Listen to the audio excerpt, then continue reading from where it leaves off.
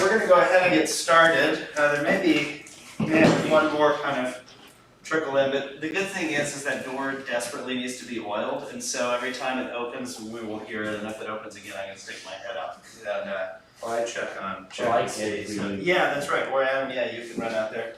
Oh, man. I'll be there at the security guard. Yeah. Well, we really need a welcomer. So.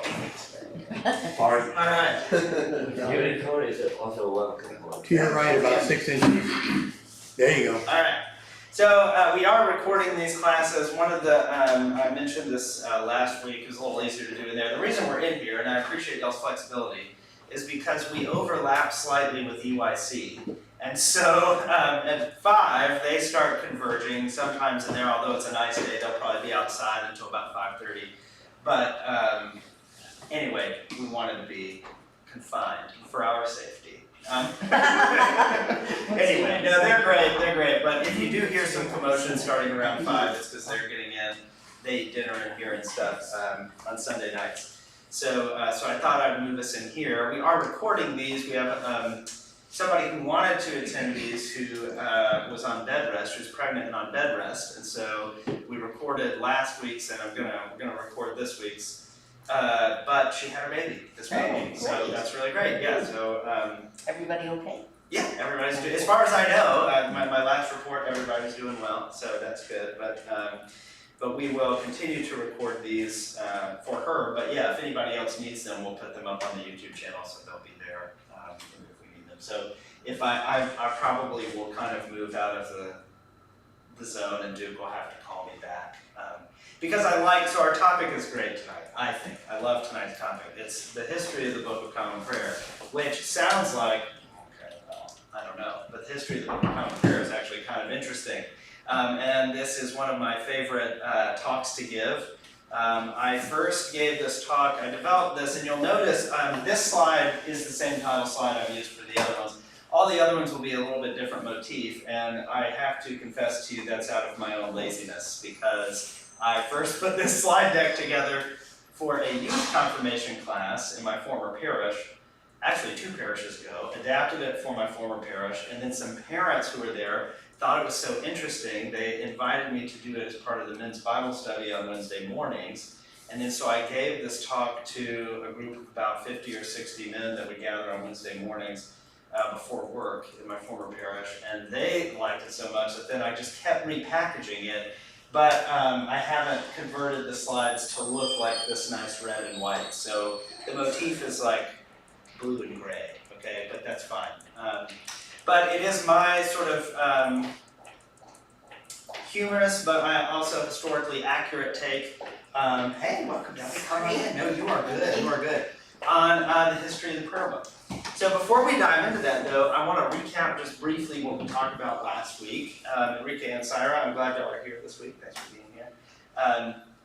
But last week we talked a lot about the governance and structure of the Episcopal Church, which I don't know, maybe you find interesting, but typically that's more just like helpful information. But the reason that I start there is because if we don't have kind of a common language, to understand certain terms, like when we say the Episcopal Church, what are we really talking about, right? We're not just talking about St. Richard's, we're talking about parishes all across the United States, and we talked about also in other countries. Largest Episcopal diocese, does anybody remember where it was? I mentioned Nigeria.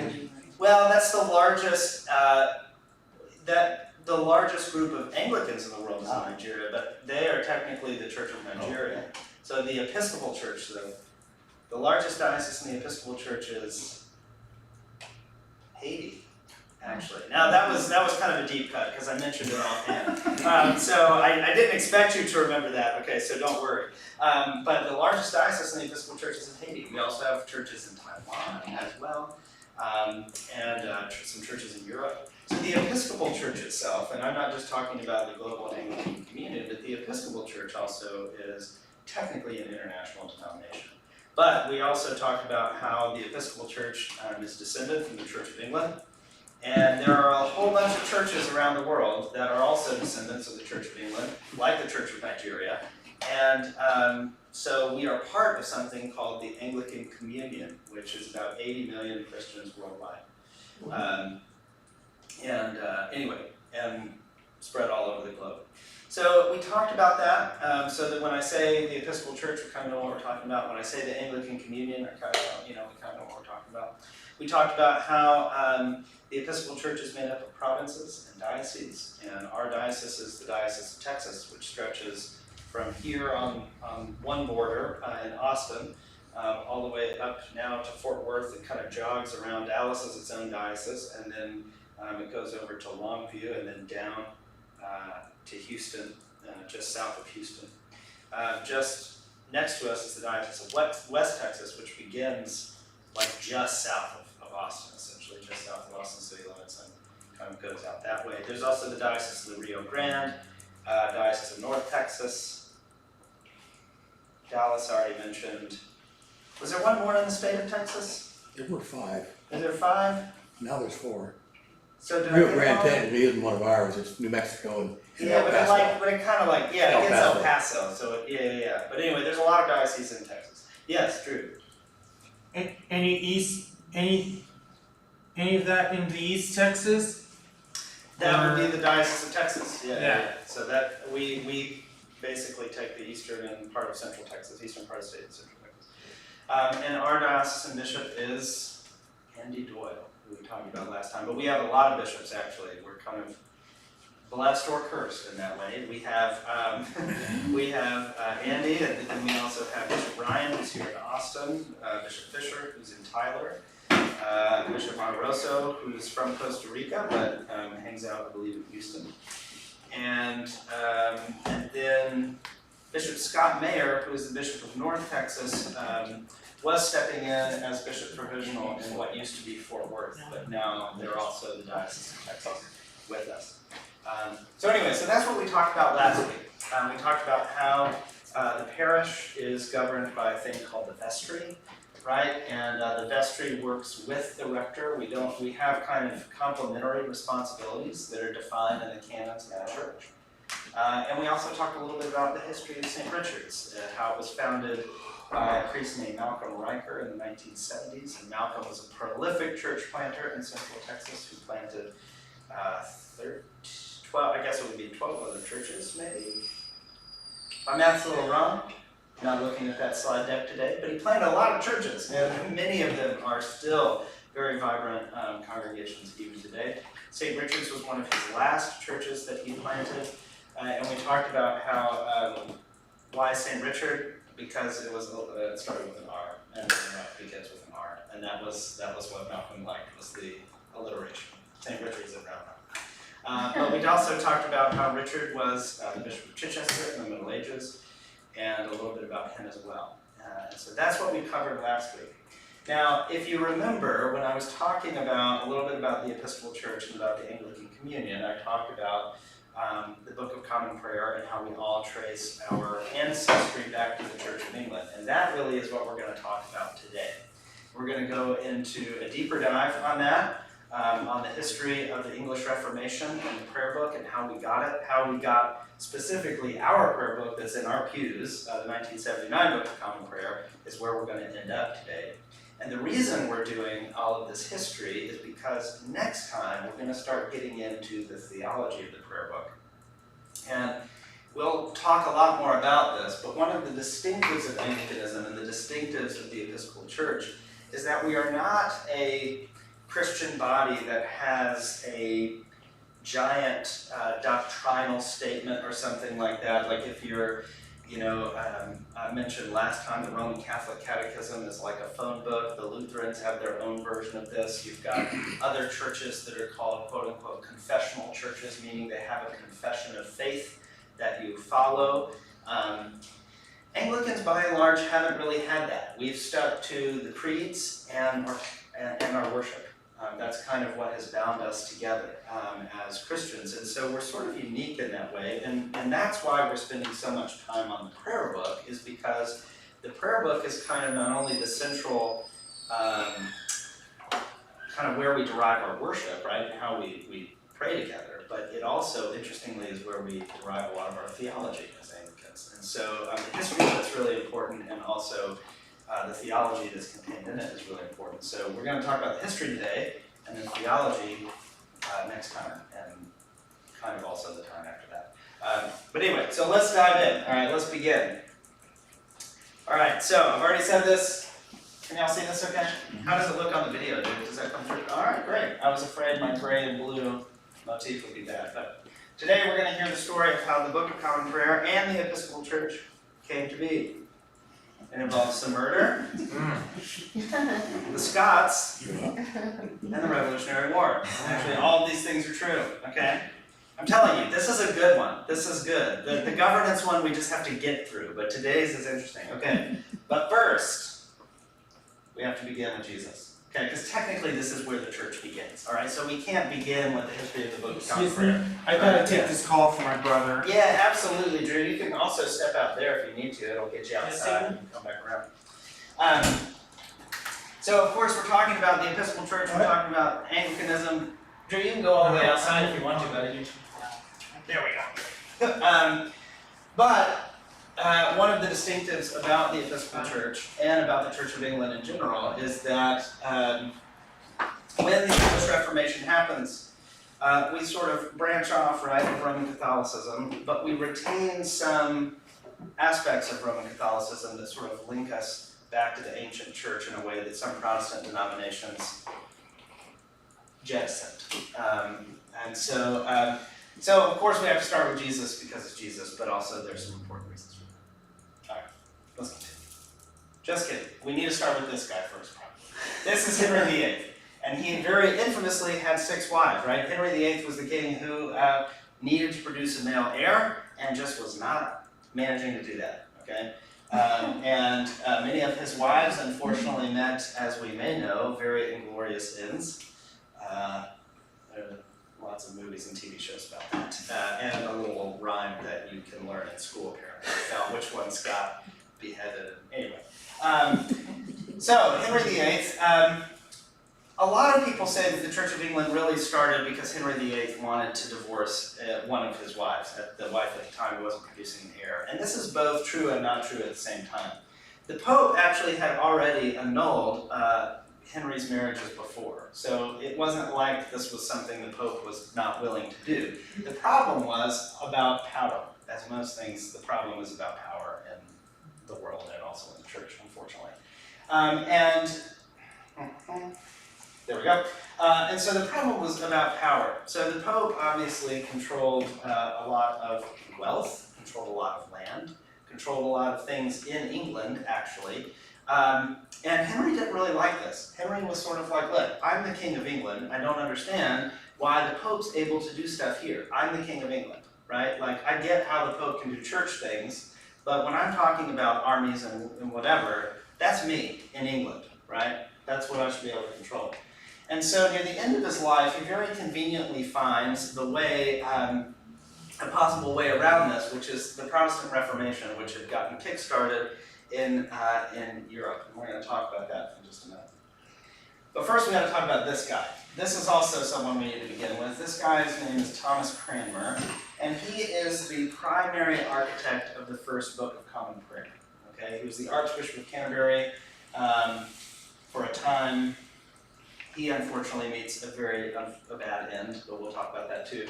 But he's extremely important because he, I don't want to say wrote, for reasons that I'll explain later, but I do say wrote here actually. So maybe I should say he wrote the first Book of Common Prayer, okay?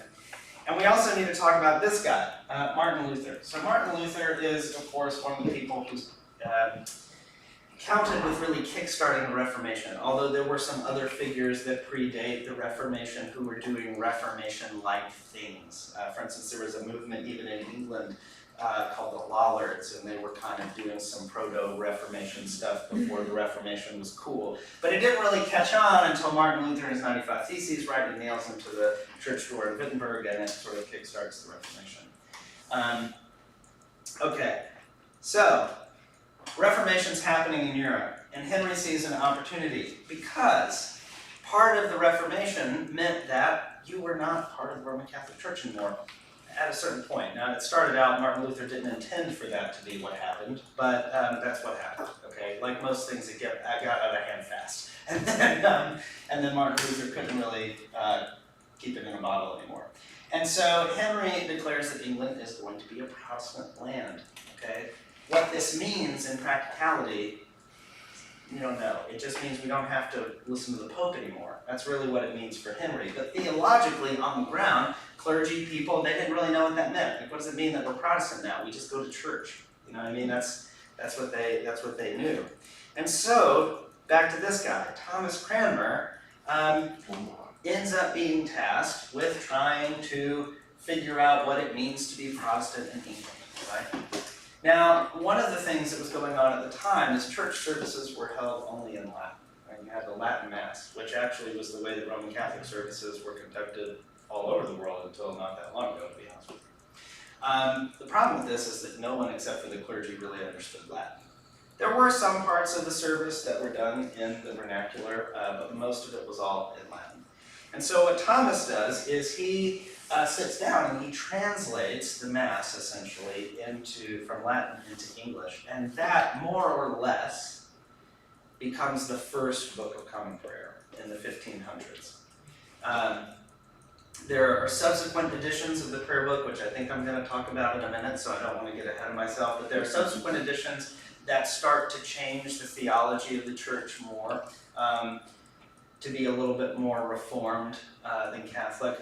But part of what Cranmer also preserves is not just the words of the Mass and the fact that communion is something that you do on Sundays as a gathered community, but he also preserves the rhythm of prayer that was Benedictine in origin, that would kind of punctuate the days and weeks for Roman Catholics. So you had morning prayer, and he sort of condenses it. There were multiple points throughout the day, but he condenses it into morning prayer, noonday prayer, evening prayer, and something called Compline, which is like bedtime prayer, essentially. And that is retained in the prayer book today, actually. And so this gives Anglican spirituality and theology a distinct flavor because it preserves that rhythm of prayer throughout the day. And it also preserved it in a book where, at this point, not a lot of people could read. But if you could read, you could take it with you and you could pray these prayers by yourself as well. So this kind of home devotional aid really became a distinctive of the Anglican Church. Okay, so this is Thomas Cranmer. We might talk about that a little bit more. So Protestant or Catholic? So this was the question in England for a little while. It wasn't like when Henry VIII said, you know, we're Protestant now. Everyone, like I said, was just like, okay, that sounds great, you know? A lot of them didn't even really know what that meant, and clergy didn't really know what that meant either, right? So this idea of whether it was a Protestant country or a Catholic country kind of went back and forth for a while. There were two lines of royal families at the time, the Tudors and the Stuarts, right? The Tudors, Henry's family, they were Catholic, or Protestant, more or less. And the Stuarts were Catholic, more or less. Yes? The Tudors and the Stuarts were royal families. The Tudors, Protestant, Stuarts, or Catholic. That's right. We're learning about those two royal families. Yes, that's exactly right. And there is even a probably not safe to watch with family members show called The Tudors that you can find on HBO as well, or Stars, I think. Anyway, but that's right. They were royal families, and they were also vying for power and the throne. But even within those families, there was religious disagreement. I mean, nothing was settled at this time. We're kind of going back and forth. Case in point, Queen Elizabeth, the famous Queen Elizabeth I, who we'll talk a little bit more about in a second, she was Protestant, but her half-sister Mary was Catholic. And this, we'll talk about this in a second. Okay, after Henry VIII's death, his son Edward, whose mom was Jane Seymour, remember there were a lot of... So finally, Henry does get a male heir, Edward. He is made king. But here's the thing about Edward, though. He was only 9. Okay, Edward was only 9 when he was made king. Well, you can't be king at the age of 9. And so he was basically ceremonially king, but the country was ruled by... yes, there you go. Now, nevertheless, under Edward, there were a lot of reforms that took place, and historians will debate up and down how much of this was really Edward, because again, he was like 10, right? So, and how much of this were the people in power around him who could enact these reforms. But they were pretty significant reforms, actually. There was a prayer book that came out under Edward's reign that you can still find if you look on Google Books, the prayer book of Edward the 6th. He allowed for clergy to get married in the Church of England. And also there was laws in the books that said you had to go by law to church. You had to go to Mass. Imagine if we ruled that now. You have to go to church. But he said, no, you are not legally compelled to go to Mass. You can do it of your own volition, okay? Now, Edward was actually probably shaping enough to be a pretty good ruler. It's him chilling out in his stuff. Except that Edward dies at 15 of disease, okay? So Edward doesn't make it very far. And after Edward's death, his fiercely Catholic half-sister Mary, who I just mentioned a second ago, she takes over. And this is important about Mary. Mary's mom, I'll get to you in a second, Drew, was Catherine of Aragon. Now, Aragon is in Spain. And what is Spain? Catholic, that's right, Spain is Catholic. All right. What did he die from? The 15th. It was like a disease, probably He never like was. the flu. He never was very, That he never was Like very well, he was always sickly. Yeah, he was always very sickly. Okay. Yeah, because again, royal lines, a little iffy. They're not good, not robust there. But yeah, so he died of a disease that. okay, well, Yeah, he wasn't a duel or anything. No, it wasn't quite that exciting. Okay, I'm gonna have to hold this in particular. Put this under my arm here.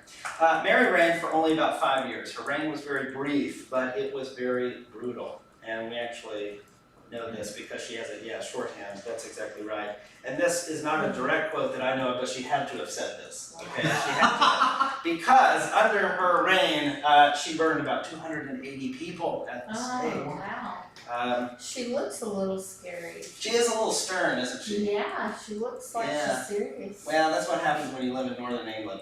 Wow. Yeah, it's a little, it's harsh. It's a harsh place. Anyway, yes, Drew. Why did Mary Tudor order a burning at the stake? Well, because she wanted everyone to be Catholic, and not everybody wanted to be Catholic, and so that was the basic conflict at the time. And unfortunately, one of those people that gets burned at the stake is our buddy Thomas, as well as 2 other people, Nicholas Ridley and Cranmer Ridley and Hugh Latimer, who are the martyrs of Oxford. If you've also wondered why those 2 random rooms over in the other building are called the Cranmer Room and the Ridley Room, it's because of the English Reformers. But Cranmer and Ridley and Latimer are considered sort of the fathers of the English Reformation and are really, really important.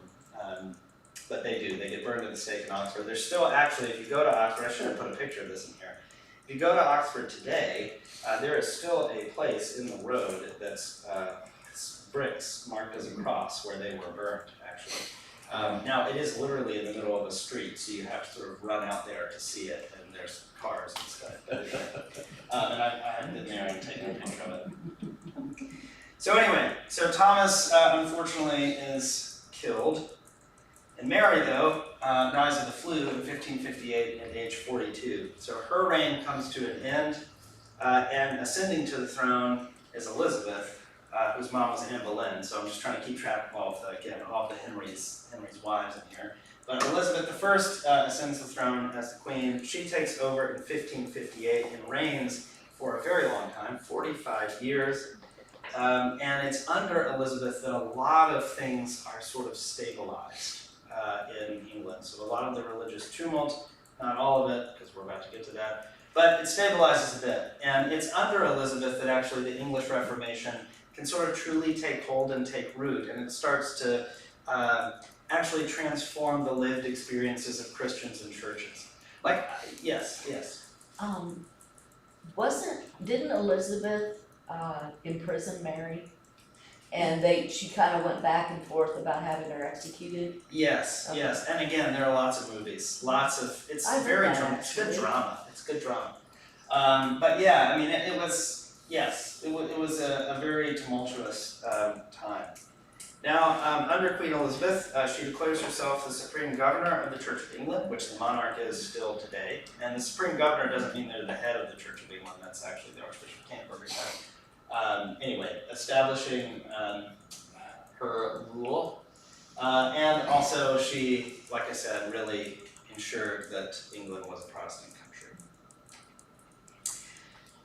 Okay, trying to make sure there's not anything else we need to do to talk about Queen Elizabeth, but I don't think so. During this time, things were still very tense. For instance, Elizabeth famously did not produce an heir, right? She was the famous Virgin Queen, of which Virginia, the state, is named after, right? So, what do you do? What do you do? Especially with all of this kind of, because there's still, the Stuarts are still out there. It's not like with, it's not like that sort of got put down. So what do? Well, you call him a Stuart. King James I ascends the throne after Elizabeth. But King James I is very interesting because he's Elizabeth's first cousin, and he was already king up in Scotland. He was King James VI in Scotland. So after Elizabeth dies, he comes down to London and becomes King James I of England. He's very famous for a lot of things. One of them is that crossing over from Elizabeth to situate us historically, near the end of Elizabeth's life and at the beginning of James's life, Shakespeare was writing and things like that. Okay, and actually many of Shakespeare's plays have to do with a lot of this mess. Okay, King James I is famous for a lot of reasons, but one of them is that he commissioned the King James Bible. That's why we call it that. And the King James Bible actually is a huge undertaking. He pulls together all of the best scholars from England, who pull together all of the best manuscripts that they have at the time, and the earliest manuscripts they have at the time, and they try to come up with a definitive translation of the Bible that can be placed in every parish church. And even still today, there are parish churches in England. I've seen one of these too in real life, with one of the original King James Bibles that was issued to them by the crown, and it's chained. It was chained to a place in the church, so you couldn't abscond with it. But anyone could go to the church and read the Bible, which is really, really cool. There's also very famously a early version of the King James Bible where the 10 Commandments were messed up. And instead of saying, I think it's murder, instead of saying thou shalt not murder, it was like thou shalt do murder or something, and it's like became very famous. It's like they had to reprint them. Anyway. So did that Bible sell for a lot? Yeah, well, I'll tell you, they're very rare now, and they do sell for a lot now. Yes. Yes. But They're, the first 5 that were produced, they were given to his sons. And Prince Philip's, who died at age 21, his Bible is in the Rare Book Library at the National Cathedral. oh, that's cool. That's really cool. I've seen it. I wouldn't let him touch it. I can Just behold it, right? Is that why there were a lot of murders? 'Cause, Oh, well, well, it does say in here. Thou shalt, I don't know. Tribute to the angelic ancestors. Yeah, that's right. But, did you notice that they all look alike, don't they? Kind of thing. oh yeah, they all have. You can tell they're all part of the same family. Yeah, they keep Um, them alike. But yeah, both the Book of Common Prayer and the King James Bible are hugely influential, not just from a religious standpoint, but obviously words and phrases from both of them made their way into the English lexicon in untold ways. And so these are very, very important events, not just religiously speaking, but culturally speaking as well. Okay, so what happens? Well, in the end, England is a Protestant country, for the most part. Okay, for the most part. Like I said, things kind of go back and forth for many centuries, and a lot of the things that we're going to be hitting on all have a lot. We could spend a whole day just talking about one of these slides, to be honest with you. But we got to move on, right? So, okay. So, a little bit later, this thing called the English Civil War happens. This guy, Oliver Cromwell, is a radical reformer. So you have the Reformation, you have the Church of England, and then you have these people that we should all be familiar with, which are the Puritans, right? The Puritans wanted to purify the Church of England because they thought, well, the English Reformation did not go far enough. We got to keep reforming. Look at what these people are doing in continental Europe. They're like really Protestant. We need to be like that. And so they would do things like go and whitewash the inside of churches because they believe they shouldn't be, shouldn't have ornamentation, or they would destroy statues because there shouldn't be any statuary in churches, even crucifixes. There shouldn't be a crucifix in a church, just a cross, not a crucifix. They would break stained glass windows, for instance, because again, you shouldn't have stuff in church. Anyway, so Cromwell, long story short, is this sort of Puritan leader, and this guy, King Charles I, it's a whole mess, as I say. The king gets killed, King Charles I gets killed. Cromwell takes over and assumes not the throne, because he's not a king. He doesn't believe in kings, actually, that's another thing. And institutes a bunch of reforms, one of which is that Christmas should not be celebrated because Christmas is too pagan, kind of, right? So this is like, Puritans don't like joy, is what I'm saying. Okay, yes, Drew. The word pagan means not Christian. It does, that's right. Yeah. That is right, and you would think that Christ's birth would count as being Christian, but Yeah. alas. So anyway, Oliver Cromwell does institute all of these reforms. They actually prove to be somewhat unpopular. Eventually, King Charles II ends up on the throne after alighting, like we're like skipping over a lot of history going on in the background, okay? But King Charles II ends up on the throne, and he gives us a, quote, new Book of Common Prayer in 1662. So the first books of Common Prayer were in 1552, okay? So it's like a century later after Cromwell. So it's 100 years that we've just basically predicted their existence, right? 100 years later. And this is still, the 1662 is still the official Book of Common Prayer in England today.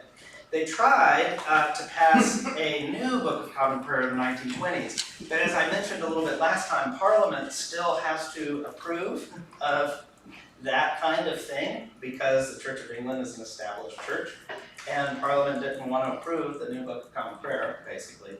And anyway, so it didn't get approved. So the 1662 is still the one that is the official one. Now, if you go to a Church of England church today, they almost don't use this at all, the 1662, because it is really old.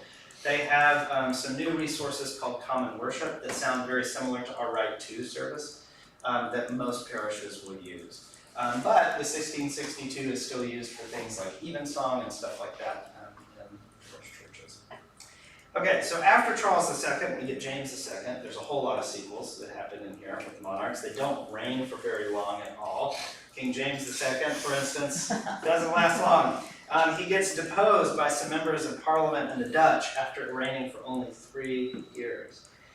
This deposition by the Dutch, or I don't know if that's the right word to use there, but anyway, it's called the Glorious Revolution because it happens relatively peacefully. And these Dutch people who take over the throne are ones who we might be familiar with, William and Mary. William and Mary are offered the crown by Parliament. So Parliament says, will you come be our monarchs? They say, okay. And they become king and queen of England.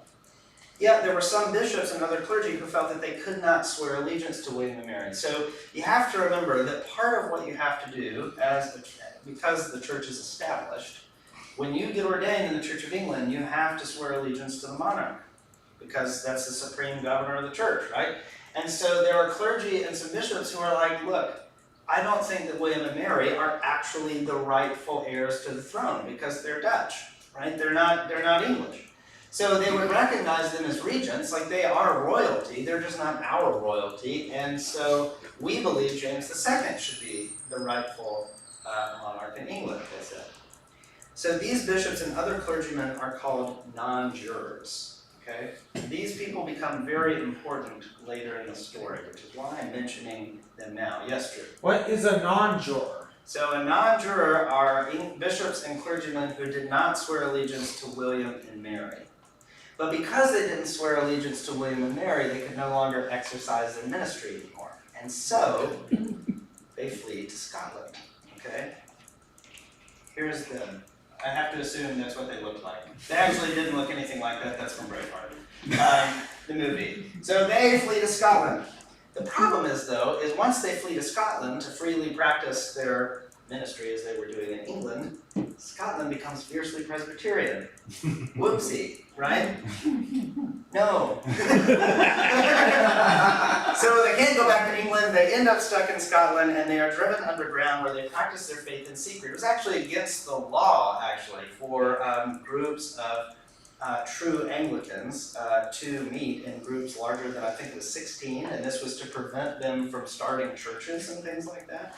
But nevertheless, they continued persisting and even updated their prayer book and things like that, and were kind of underground, still doing their thing, still ordaining people, still worshiping, but because the established church in Scotland still is actually Presbyterian, they couldn't really exist in the open. Now they will be able to later, and we're going to talk about that soon.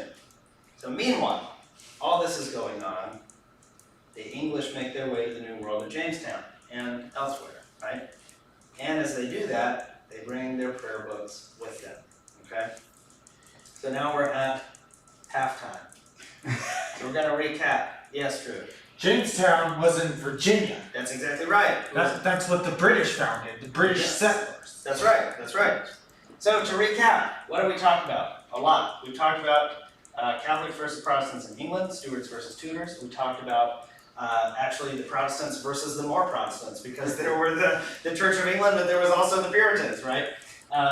We talked about Thomas Cranmer, the architect of the first Book of Common Prayer. He ends up getting executed at the stake by who? Mary. Yeah, as do Hugh Latimer, Nicholas Ridley, and 287 other people who unfortunately met their end under Mary's short reign. Things do even out a bit with Queen Elizabeth and King James I. England is Protestant, mostly. Then you have the English Civil War. Oliver Cromwell takes over, he loses power, Charles II ascends to the throne, and he commissions a new Book of Common Prayer in 1662. Yeah, Drew, we'll get to your questions at the end. Then William and Mary ascend to the throne, but they are Dutch, not English, and so you have some clergy who can't swear allegiance to them, and they flee to Scotland. Scotland becomes Presbyterian, they also hate the English, that's always there. So these Scottish non-jurors must practice their faith in secret, and all of this is happening, as I mentioned, in the 1500s to the 1600s. Basically, I should have said till 1700, because that's kind of where we are. So now, we're going to skip over the first part of the 1700s, and we're going to get to the late 1700s. Okay? So that's where we're going now. Everybody buckle in. All right, get ready. Colonies are upset. Okay? Many Episcopal churches, then Church of England, right? Because all of these little church plants that are in the colonies are technically Church of England parishes, right? And at this time, actually, all report to the Bishop of London. The Bishop of London kind of gets to oversee all the colonial churches. Many of these Episcopal parishes harbor revolutionaries. They are upset with the current arrangement. Interestingly, those tended to be in the north, though not exclusively, and then Episcopalians who were loyalists tended to be in the south, especially Georgia. In fact, the established Church of Georgia was the Episcopal Church for a time, or I guess it would have been the Church of England.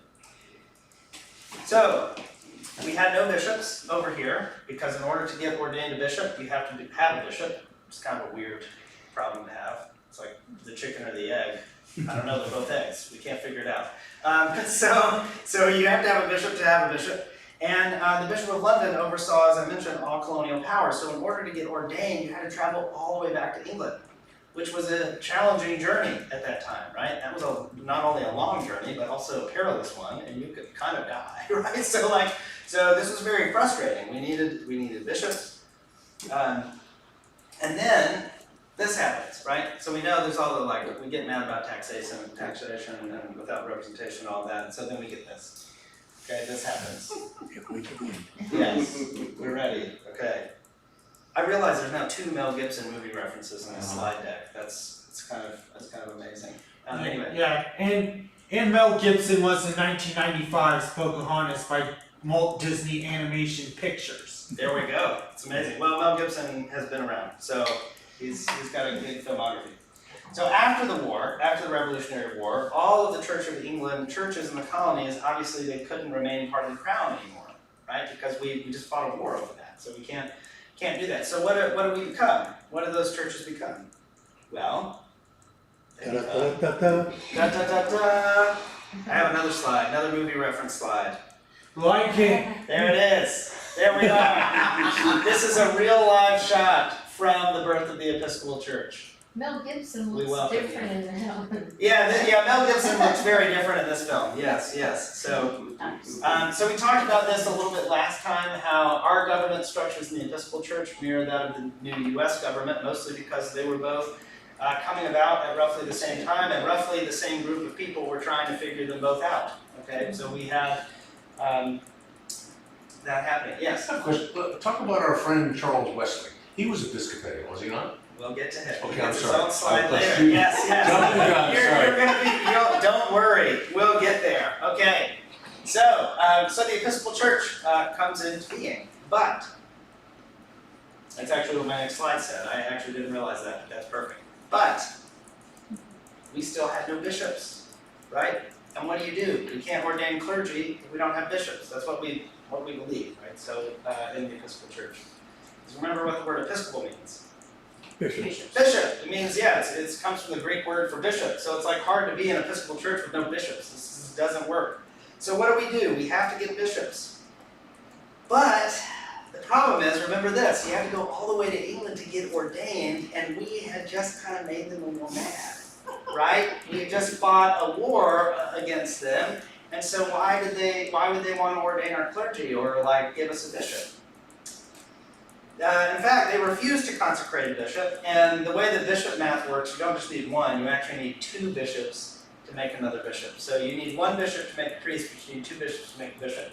I don't know why. I don't recall reading that in the scriptures, but never mind. So what do? What do?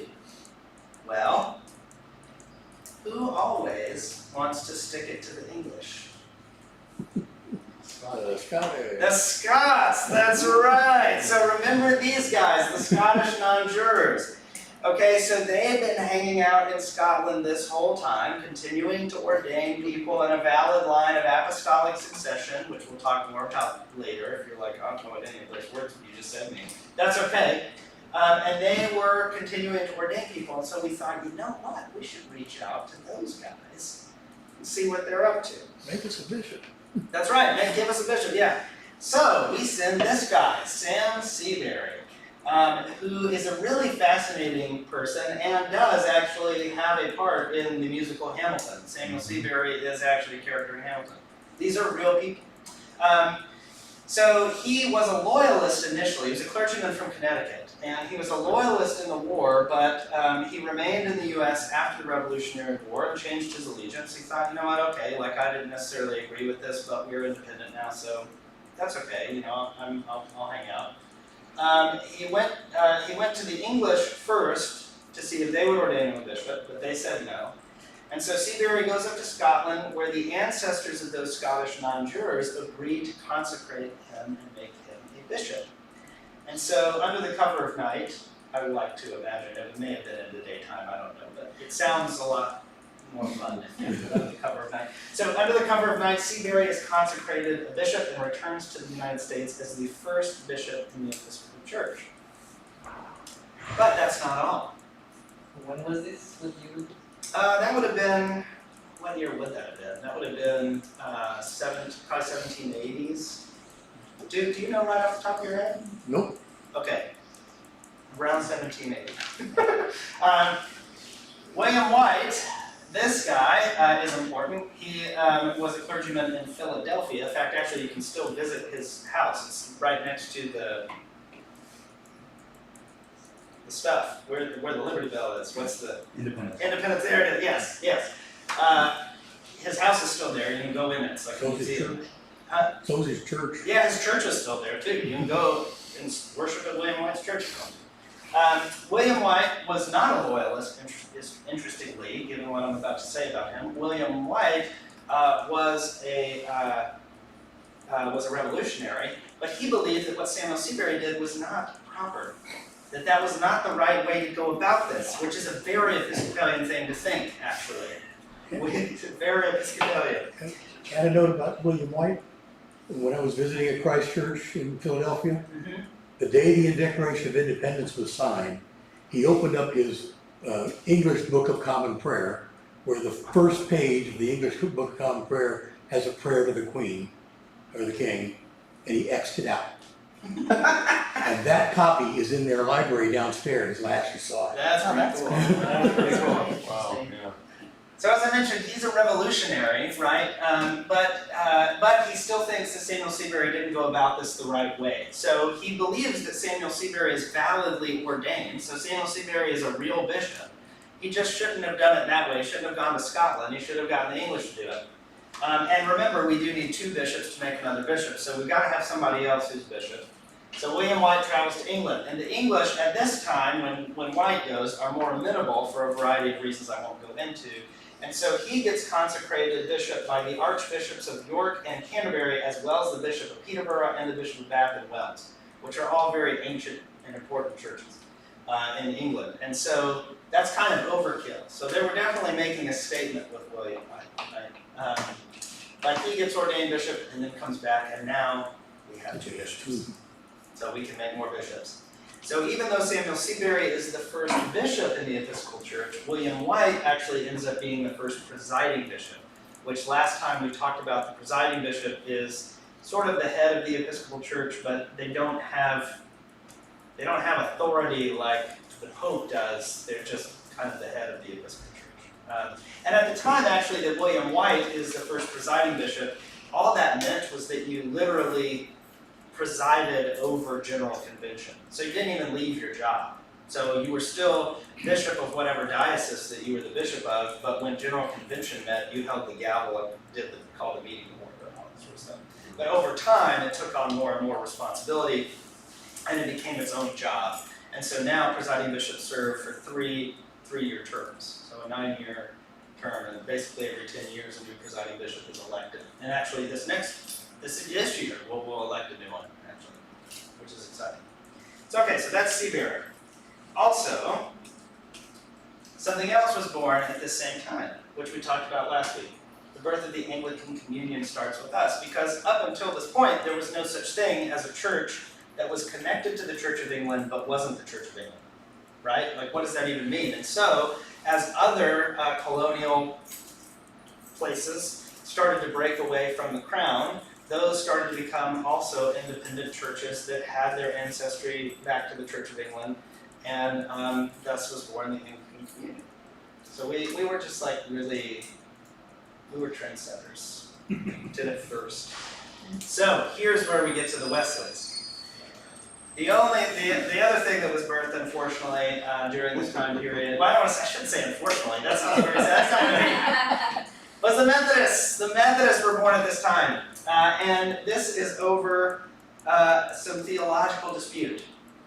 So here's John Wesley, whose brother was Charles.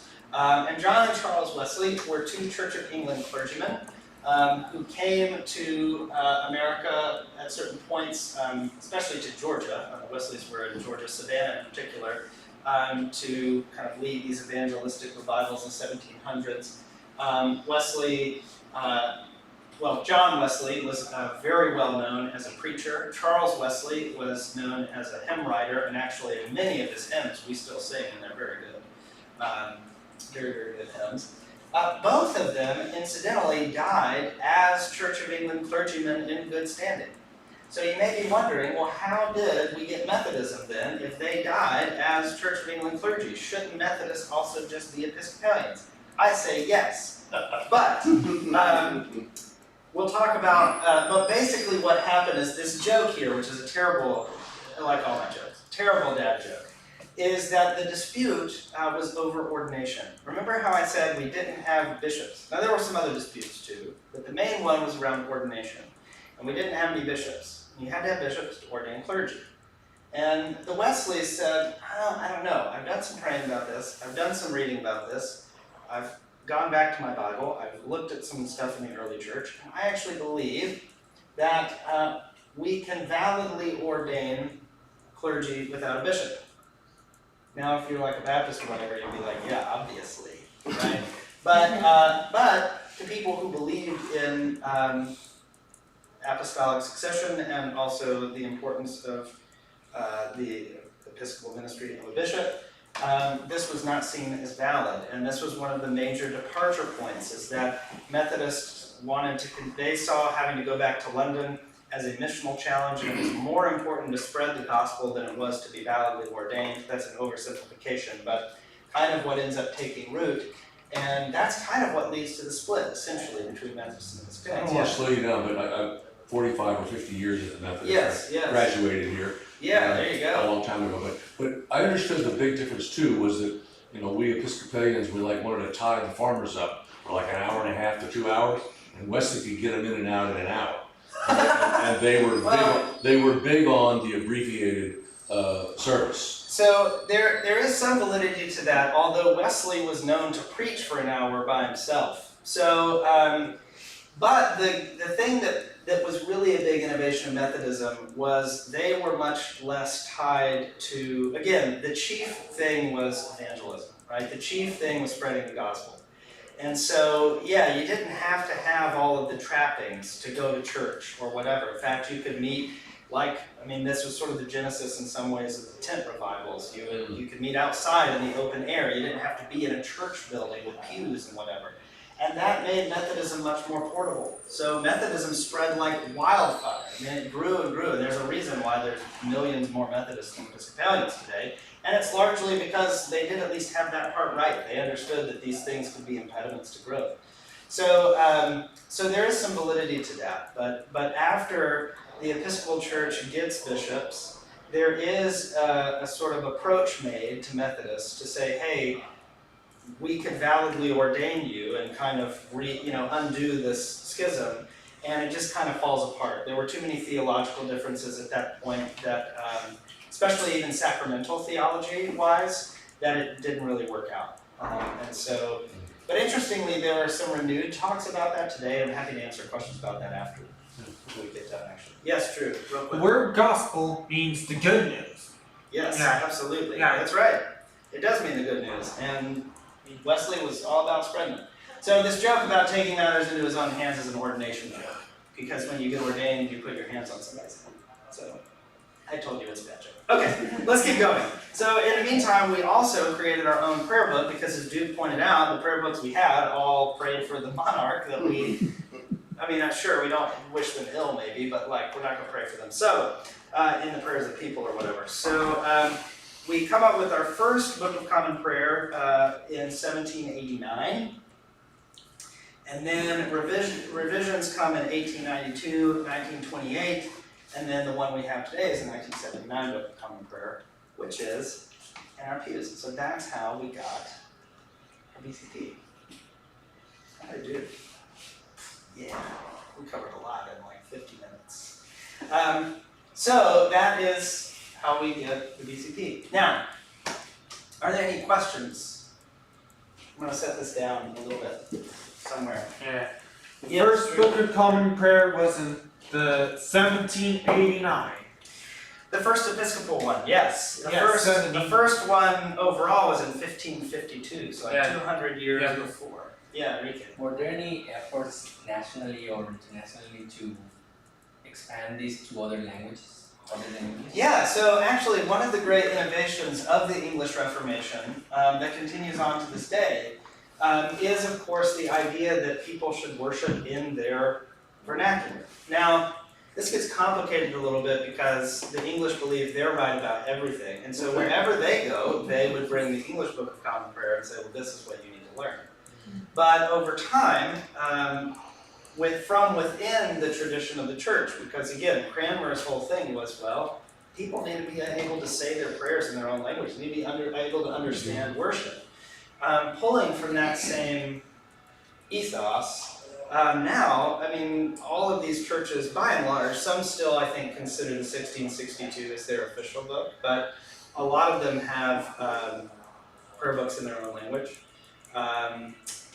Although many of them are in predominantly English-speaking parts of the world, but there are a whole bunch of different prayer books in various provinces of the Anglican Communion. And in fact, even there are within the Episcopal Church, there is a Spanish language translation of the 1979 prayer book. There is also some indigenous language prayer books. Can't remember how many. I'm looking at Duke because I feel like Duke should know Well, everything. the only one I know really well, having been born and raised in Hawaii, Uh-huh. King Kamehameha IV was so enthralled with England that he brought an English missionary, an English bishop, to Hawaii, and King Kamehameha IV himself translated the Book of Common Prayer into Hawaiian, and it's still in use today in Yeah. some of the churches. Yeah. So that's a good question. Anything else? And the last general convention, they authorized going to even more languages. And I think it's like up to about 8 or 9 currently translated. Yes. Yeah, I will say there is a contemporary movement to continue to expand translations of many prayer books, not And just the Episcopal. And to get them right. The first couple Spanish ones weren't right. Yeah, they weren't great. Yeah. So where are, if they take like the Mormons, they they fan them out, and they've done big inroads in Russia and other countries, et cetera. Where are our strongholds, or where have we expanded to in the world? It's a great question. Do you mean we as Episcopalians, or we? Yeah, obviously Africa we mentioned. Yeah, well, so of course, and this is also one of the things that is that the contemporary church wrestles with a little bit, is that the Church of England was a colonial power, right? So the places where it has the greatest adherents tend to be places that were colonized and subjugated, and some of that legacy is liberative and things we can be proud of, and some of that's a little sketchy and things that we sort of need to repent from as opposed to be proud of, right? But places where Anglicanism is strongest, most of them are in Africa. Your average, like if you were to take the entirety of the communion and try to find the average Anglican, I think I read somewhere that it would be a Nigerian woman who's 28 years old would actually be your average Anglican if you like one. South Africa has a fairly significant Anglican presence. Uganda, Malawi. In fact, one of my seminary professors was the bishop of Southern Malawi for many years. James Tenga, who's amazing and a great scholar who writes a lot about global Anglicanism, actually. Big in Okinawa. They're throwing diocese in Okinawa. Our second rector, Seth Deliri, was a priest, an Episcopal priest, signed to a church in Iran years ago. Yeah, there is a pretty decent Anglican presence in the Middle East and the Holy Land. But mostly it is parts of West and Central Africa, England, America, Canada. I mean, there are Anglicans in South America, the Caribbean, obviously. Less in East Asia, except for India. But in East Asia, actually, Methodism was the primary. Methodism and somewhat Roman Catholicism, but Methodism really took off in East Asia. Australia, was it? Oh, Australia, yeah, I was like, there is a country that I'm forgetting that's kind of, yeah, it's Australia. Australia is very Anglican. Follows the British, the footprint of the British. Yeah, basically, yeah. Makes sense. Now what's interesting, and we'll get into this a little bit more, so why did we go through all this? Like I said, one, I hope you found it a little bit interesting. I hope because it is very fascinating. It's fascinating history, I think. But also, because as I mentioned, we're not a quote-unquote confessional church. So when you ask somebody, well, what does it mean to be Anglican? Or what does it mean to be Episcopalian? The thing that you really have to hand to them is the prayer book, as opposed to, I don't know, a doctrinal statement or something like that. Now there was a thing, the Articles of Religion, and there were a whole bunch of different numbers of Articles of Religion depending on what part of the English Reformation you were in. Sometimes there were 29, 39, 22, so there were a whole bunch of different Articles of Religion. And for a while, this was the closest thing that Anglicans had as a confession of faith. You can actually find them in the 79 Book of Common Prayer. They're in a section near the back called Historical Documents. And it includes the articles of religion back there. And there's a reason we don't really use them anymore, and one of them, it has to do with, part of it does mention the monarchy in a way that's like, this doesn't. But some of it actually is pretty good. In fact, the statements about, there are a couple of, they're really short. They're basically like short statements. I guess I should say, what is an article of religion? An article, in this case, is just a short couple sentence statement about something having to do with the faith. For instance, having to do with the Holy Scriptures. There's a thing, an article about that, about what Anglicanism considers to be canonical Scripture. Our stance on free will. Yes, what is our stance on free will versus predestination, right? Because that was a big part of the Reformation. Stuff like that. So you can still find them, they're very interesting, but you don't have to subscribe to them to be an Episcopalian in the same way that you might have to subscribe to certain other things. But that's the closest thing we came to having really a confession of faith. There is a movement, even still within some parts of contemporary Anglicanism, that wants very desperately to bring them back as some sort of confession of faith. That tends not to get much traction, but it's there. So, but I mean, a lot of our doctrine is really held together in our worship, which is what we're going to talk about beginning next time. I'll spare y'all, unless you just really want to get started talking about the sacraments and things. But what we'll do next time is we will start to talk about, really, I mean, the sacraments is where we're going to begin, because that's, when it comes to worship, that's the thing. And we will start talking about some of the differences in theology, and we'll start talking about, for instance, what does an Episcopalian think about communion, and things like that. Now, the last thing I'll say about the history of the prayer book that was sort of operating in parentheses in the background, but I didn't really spell out. Because of these accidents of history, like how did the Church of England become Protestant, wasn't quite the same way as the Reformation took hold in Europe. So in Europe, right, you had this kind of radical, in many ways, disavowal of much of the Catholic Church, including the hierarchy and the structure. And obviously we didn't have that in the Church of England. The bishops, priests, and deacons are still the threefold order of ministry, that kind of thing. And even though the way that we understand them is a little bit different, the structure and the framework remain much closer.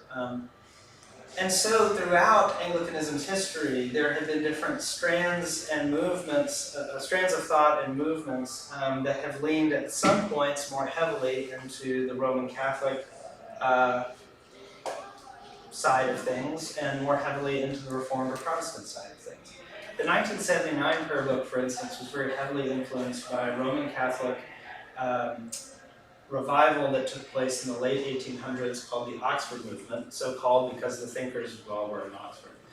And many of them actually converted and became Roman Catholics, the most famous being John Henry Newman, Cardinal Newman, who started out in the Church of England and then became Roman Catholic later in life. But they were really responsible in some ways, and certainly their reception in the United States was responsible for things that we today would consider to be just basic Episcopal things you do, like communion every Sunday and things like that. Most of the Episcopal Church's history, you wouldn't do communion every Sunday. You would do it periodically, maybe monthly. You would mostly do morning prayer on Sundays or something like that. Your vestments would usually be choir dress. You wouldn't wear the chasuble, the big poncho thing that I wear when you celebrate communion. Things like that really come into the church mostly, but not exclusively, via the 79 prayer book, and a lot of that just sort of becomes what's in the water. There was also a thing called the liturgical movement that was happening at the time that the 79 prayer book was written. And so things that just feel very Episcopal in their flavor there's been sort of ebbs and flows. And I say that to say, like, we were just talking about various parts of the church, and that didn't happen everywhere. So there are some parts of the Anglican Communion that are still what some would call low church or evangelical. Australia is a big one of those. And then there are some, like the Episcopal Church, that are in some ways actually maybe more Roman Catholic looking than some Catholic parishes post Vatican II. And so it's just very interesting how the same kind of material can yield very different results in different places and times. But I think that's very important as we start to transition now from here some historical facts and information to, okay, so theologically, what are we talking about when we talk about certain things? And I will say, this is, church history, I find it so fascinating. All of it's really messy, which is part of what's fascinating. But the reason I think it's important also to talk about the history is because somehow, some way, I do believe that the Holy Spirit is and was at work in the midst of all that mess. And that's part of what we believe about the church. It's what our ecclesiology is. And so despite all of the back and forth, the fighting, the wars, the whatever, the getting burned at the stake for believing certain things about the Eucharist or not, I do believe that somehow, despite humanity's propensity to be broken, the Holy Spirit still sort of is at work and moving and all that sort of stuff. Because just like,